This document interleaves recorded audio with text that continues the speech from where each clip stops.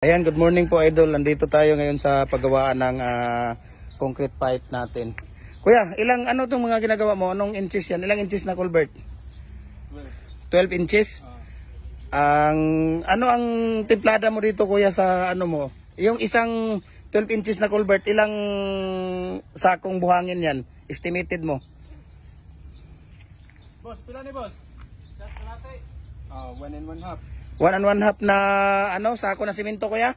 Pili sa balas. Buhangin isang sako na ganyan? Dahil sa simento. Hindi, yung buhangin ilang sako? Isang kalating sako na buhangin. Kalating sako na simento. Sa isang culvert na 12 inches. 12 inches.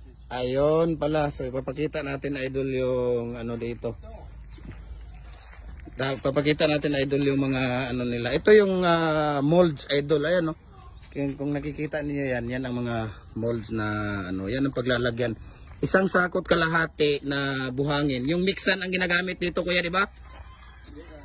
Ha? Screen sun. Screen sun. Screen sun ngayon yung gamit ninyo. Ayan. Class A pala itong ginagawa. Ayan.